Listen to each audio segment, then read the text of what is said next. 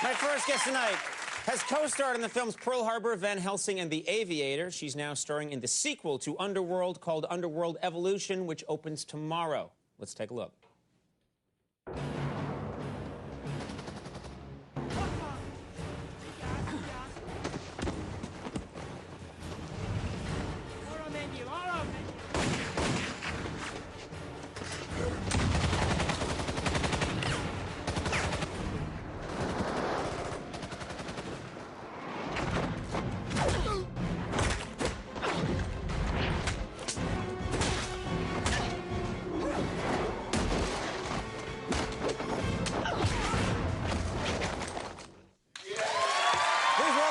Beckinsale.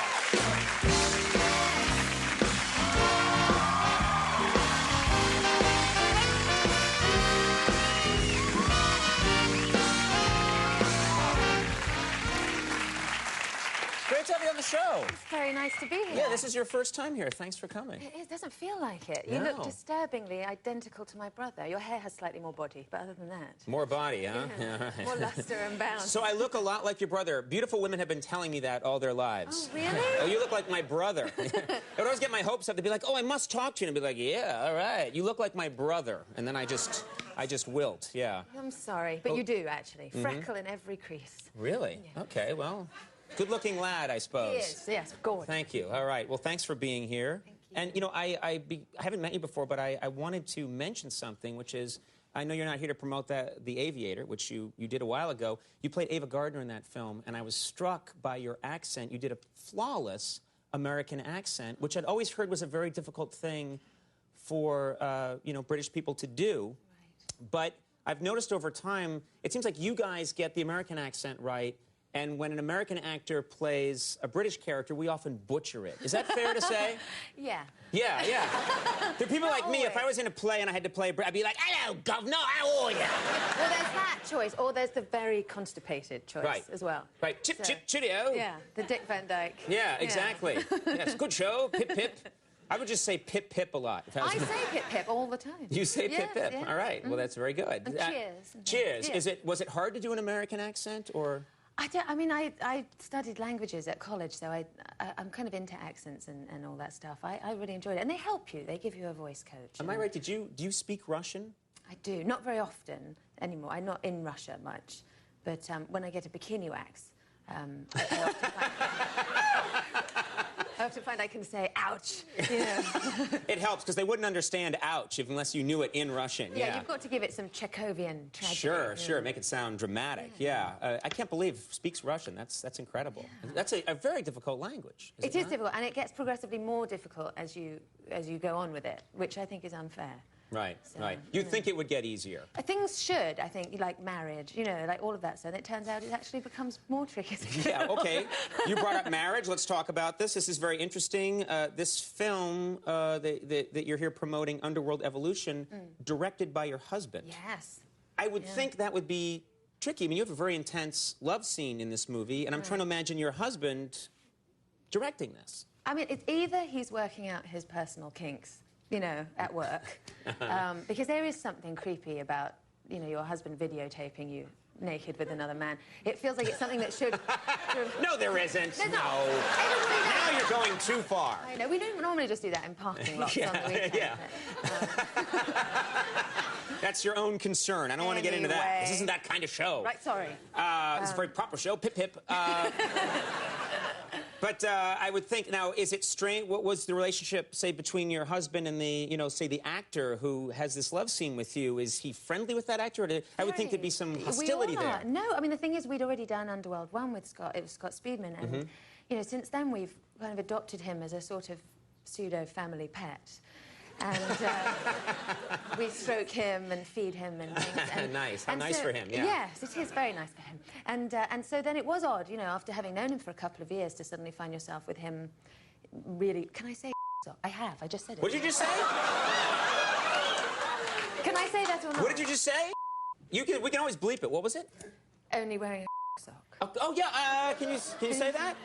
My producer's crying now. No. It's a legitimate, it's a garment. He's on the phone right now being fired by someone. No. And you're fired. Wow. Yeah, well, I can lose this. We can just get rid of this. It's a prop. It's made of chocolate anyway. So a sock that covers that area. That area, yes. Yes, and, yes. Yeah. I like your word for it. I do apologise. No, It's no, a don't worry legitimate about it. garment. I didn't make it up just to be shocking. I mean, that's what it's called. That's what it's called. Yeah. In the business, that's what it's called. Everybody calls it that. I'm not saying it again. Yes, I'll say sock. Go. See, now there's no... But imagine if you knew someone well and you maybe been at their house for a barbecue and, you know, various things and you know their child, then you're standing in a sock only. I keep saying it. Yeah. Sorry. But that's what he's wearing to look naked, but to cover that vital area. So I don't get upset by actually seeing it. Yes. And so that's him. I've got a... How does it stay on? How does it... I don't want to know, really. I didn't look deeply. It did stay on. And I think also there's a... Because he's got the movable parts, possibly or not. I mean, you never know which way it's going to go. Yes. I think that you sort of... This poor guy, yeah. You know, he's never coming to my house again. Yeah. He hates me now. Yeah. I think he had to sort of tie it into some kind of double knot. So... The sock or the... No, the actual thing. Good Lord! So he didn't enjoy it at all. No. I was actually... It could be enjoyable for a bit, and then it wouldn't be, But I think he was kind of dealing with the fact that, you know, obviously it was a weird situation with my husband. Also, he had a kind of blackened nub. What? You know. Good Lord, what's happened here? What's happened to our show? We're banned in Finland now. It's all over. Tarja Halonen is diving in the polls. Oh, God, everyone's got a blackened nub in Finland. You don't want to mess with that guy. Look at him.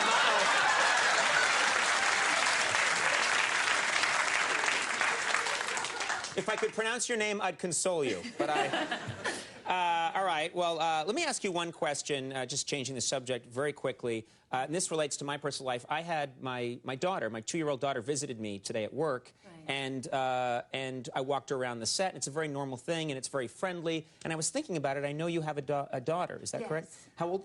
She's 6 now, 6. Almost 7, yeah. And someone told me that she visits you on the set, and I was thinking, this is a myth. First of all, this is, you know, this movie's intense, great action scenes, but there's werewolves and there's a lot of scary stuff happening. Is it hard for her to come to the set and see that? Does she get scared? Well, the first movie I did, she was 3, and I think, you know, when you're 3, you're sort of experiencing everything for the first time, so she'd come to the set and there'd be a man in a 6-foot werewolf suit and on stilts, and her first comment was, why is he not wearing underpants? Right. You know? And so she sort of took it in... It was my first question as well, obviously. But not him personally, the man, the actual wolf. Right.